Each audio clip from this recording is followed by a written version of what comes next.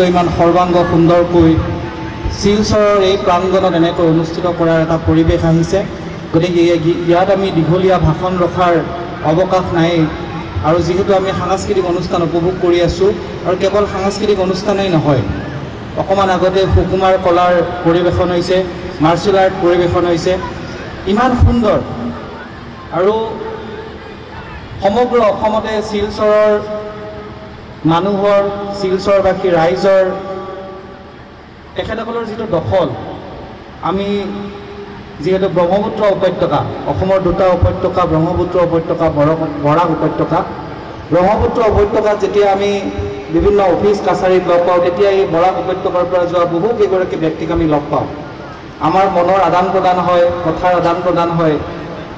তেতিয়া কয় যে আপোনালোকৰ ইয়াত বহাগ বিহু যেনেকৈ পালন হয়, আমাৰ শিলচৰত তেনেকুৱাকৈ নহয়।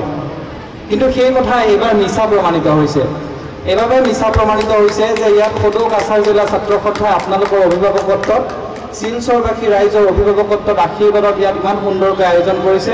আৰু আমি আশা ৰাখিম যে কেৱল 2025 বৰ্ষতে নহয়, ধাৰাবাহিকভাৱে এই অনুষ্ঠান আগবাঢ়ি যাব লাগিব আৰু এই অঞ্চলৰ ৰাইজে এই অনুষ্ঠান সৰ্বাংগ সুন্দৰকৈ আয়োজন কৰি দেখুৱাই দিব যে শিলচৰত আমি আমাৰ জাতি জনগোষ্ঠী জনজাতিসমূহে একাত্ম হৈ, একলগ হৈ, ঐক্যবদ্ধ হৈ আমি এখন ৰামধেনুৰ দৰে আগবাঢ়ি গৈছোঁ।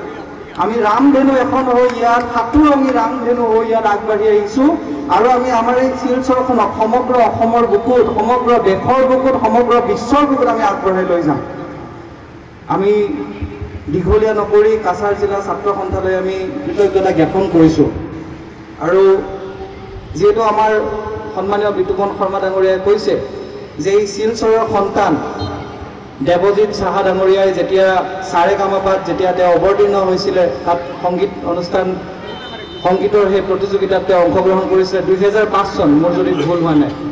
সেই 2005 চনতে সদৌ অসম ছাত্ৰ সন্থাই সমগ্ৰ উত্তৰ পূৰ্বাঞ্চলৰ আমাক 7 ভনী বুলি যিহেতু কয়, সমগ্ৰ 7খন আমাৰ ৰাজ্যক একগোট কৰি আমাৰ নিজৰ আপোন সন্তান, শিলচৰৰ সন্তান, অসম সন্তান দেৱজিৎ সাহাক আমি কেনেকৈ বিজয়ী কৰি লৈ আহিব পাৰোঁ তাৰ কুচকাৱাজ কৰিছিল। আৰু দেৱজিৎ সাহাই বিজয়ী হৈ দেখুৱাই দিছিল আমাৰ নৰ্থ ইষ্টৰ শক্তি কিমান, 7 ভনীৰ শক্তি কিমান, অসম সন্তানৰ শক্তি কিমান।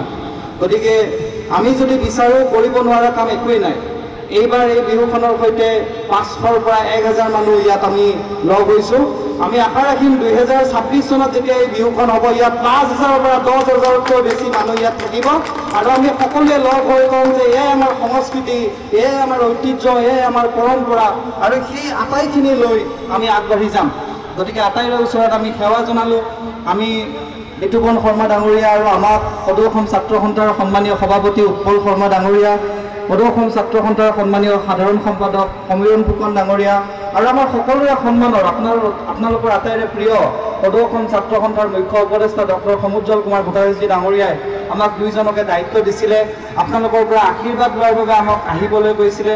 আমি আপোনালোকৰ নিজৰ মাজৰ এজন হৈ আমি আপোনালোকৰ মাজলৈ আহিছোঁ।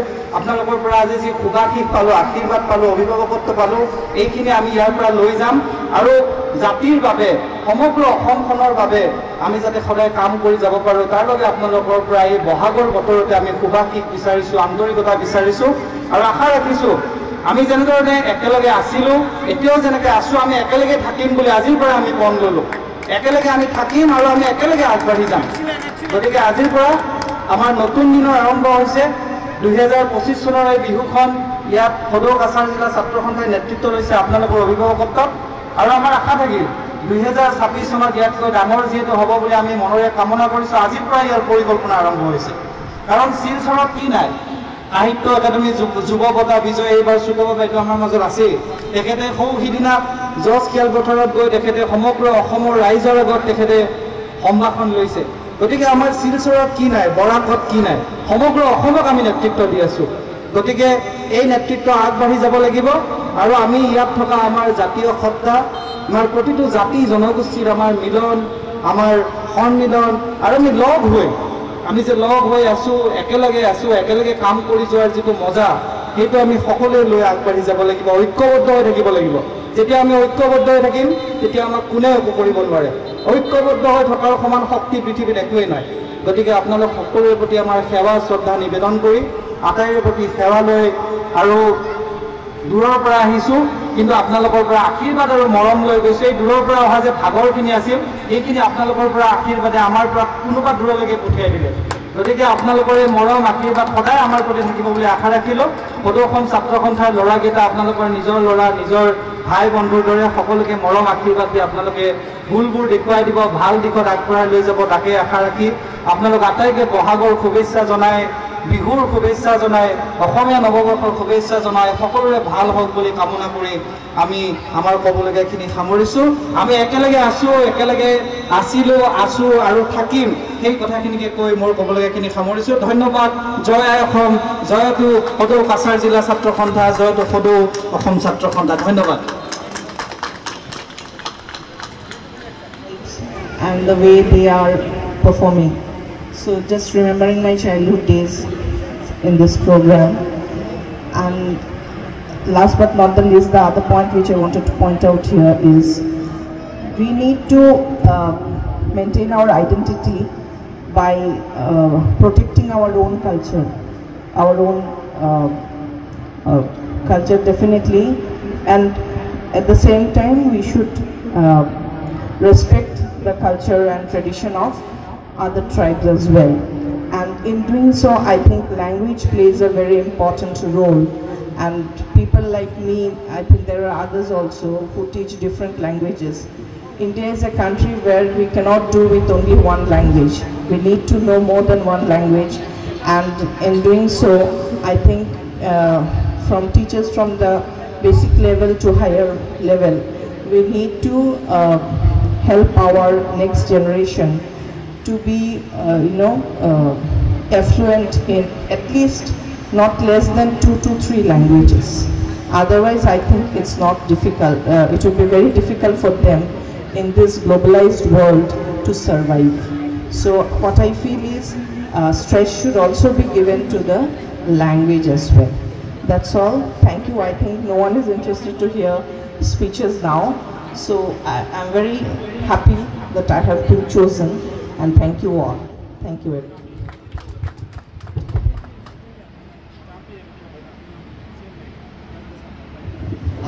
Actually, I just want to give few glimpses about our culture. So today we are going to present a dance form over here that is Chatsukra, or it is also called as Chatsuk Manser.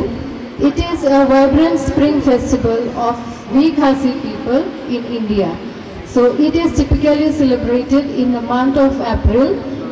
Chatsuk Manser is a Khasi way of offering our thanks to the Creator for all the blessings and also the beautiful harvest received, characterized by many symbolic rituals, dances, and the best traditional apparels.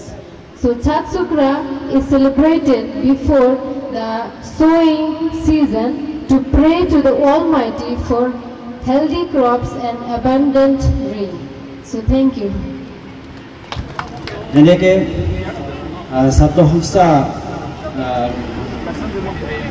Assam সদৌ ছাত্ৰ সংস্থা Cachar committee ইয়ে এনেকুৱা অনুষ্ঠান কৰাটো বহুত ভাল লাগিছে এণ্ড মোক ইনভাইট কৰিছে বহুত ভাল thank you very much thank you সদৌ অসম ছাত্ৰ সন্থাৰ যিখিনি বিহৰ প্ৰচেষ্টা যে তেওঁলোকে বৰাগত এখন বিহু অনুষ্ঠান কৰিব লাগে সেই প্ৰচেষ্টাৰ প্ৰতিও মই শলাগ লগাইছোঁ ইতিমধ্যে আপোনালোকে জানে শিলচৰত কেইবাঠাইতো বিহু হয় আমাৰ উপৰোক্ত বক্তাসকলে কৈছে অসম সাহিত্য বা শিলচৰ শাখায়ো অসমত শিলচৰত ৰঙালী বিহু উদযাপনৰ যিটো ধাৰা সেই ধাৰাটো অতিবাহিত কৰি আহিছে সম্ভৱতঃ আমাৰ যিখিনি তথ্যভিত্তিক ক'বলৈ গ'লে 1983 চনৰ পৰাই আমি অসম সাহিত্য বা শিলচৰ শাখাৰ পৰিচালনাত শিলচৰ ৰঙালী বিহু সন্মিলনৰ বেনাৰত আমি শিলচৰ ৰঙালী বিহু ইয়াত উদযাপন কৰি আহিছোঁ যদিও বা শিলচৰৰ গাঁৱে ভূঞে বিহু হৈ আহিছে তাৰোপৰি আমি ইয়াত বিহু এখন কৰিবলৈ প্ৰচেষ্টা চলি আহিছে।